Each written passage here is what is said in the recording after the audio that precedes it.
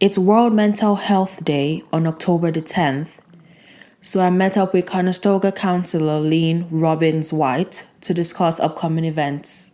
We commemorate the day of October the 10th, but we also commemorate the whole week. Counseling Services is joining with CSI for the week of the 5th to the 9th. On the 6th and the 8th in the atrium, we're going to do display boards, fun events to acknowledge mental health awareness. Our slogan for basically the day or the week is even, so it's when I is replaced by we, even illness becomes wellness.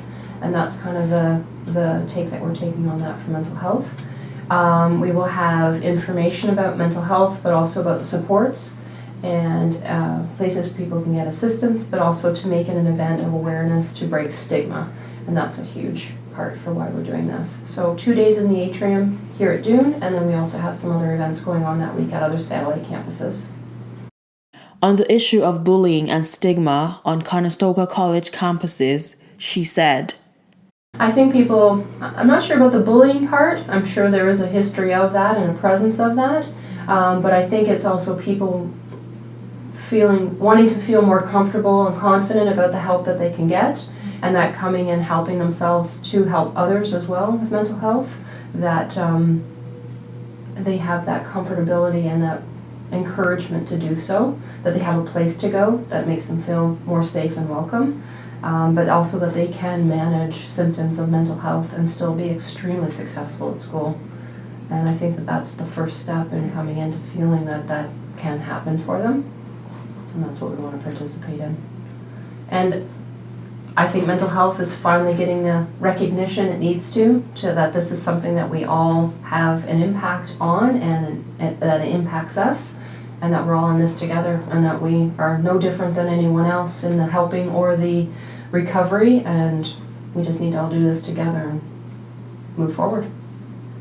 why do you think it's important to the college that students are made aware of the situation? Well, I think people at college, this is kind of their life in a bit. It takes up a lot of their time. So when you come on campus and this is kind of your second home, we want to make it feel like it's as protected and as aware as the community would be or yourself is.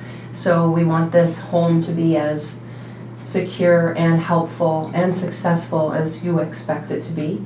So we want to be there for every student in every capacity of whatever their struggles might be, and celebrate in the great parts of being successful in whatever they want in that. At this age too, it is a heightened particular time of development that mental health does make its first appearances, and so we want to acknowledge too that we have a population that is much more prevalent in that, and so we need to be aware, and we need to be supportive, and we need to be out there to educate people and have also community members in the college support that as well, faculty, staff, etc. How long has the college been involved in this? Oh boy, I've been doing the marketing now for probably 10 years, and Mental Health Awareness Week and the day, like all of them, Suicide Prevention Day, the stress-free zones, it is all with intention to bring attention to mental health. We're just so happy, lack of a better word, that finally governments and other agencies and institutions are finally coming on board and realizing that there's money that we need to be spending in this area, that help is needed, and we're actually feeling a bit more relief that we're actually mental health is finally coming to the forefront of a discussion that needs to happen, and resources need to be there. In your opinion, how far would you say the college has come with dealing with the stigma? I can definitely attest to faculty referrals on the up. I think they are seeing in the classroom where there is some challenges, many challenges for students, and they are referring quickly. They are coming to consult to find out how they can be helpful and help participate. We have a wonderful service of accessibility services who take mental health as a registration, so the accommodations and with the diagnosis that can be helped as well. We have come a long way with, we're very busy in this office, and mental health in our statistics is the #1 reason why we are so busy, and we like the fact that people are coming into our doors and finding the assistance, and we can help them in the best way we can for their success here. come a long way. If you have any further questions or you need to talk to someone or get involved, the easiest thing to do is check us out online to feel a little more comfortable what we do offer. Some students don't even realize we're a service that they have access to. Some people think if they opt out of their plan that they don't have access to services, which is not true.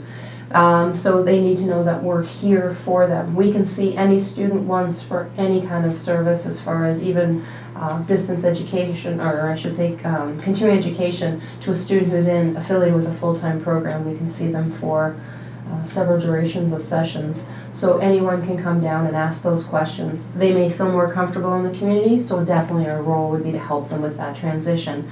They may need to know about other services that they can access, and we will certainly help them with that. So yeah, they can check us out online. You can bring them down. You can even say, I've been in the office, I know someone in the office. We always have our table outside. You can always pick up a card. We have our bulletin boards on the thing. We have our cards with them too. Or you can make that suggestion that they come to the office and let them know where we are. And we all have them all on campus, on every campus. Okay. For Spoke Online, I'm Crystal Allison.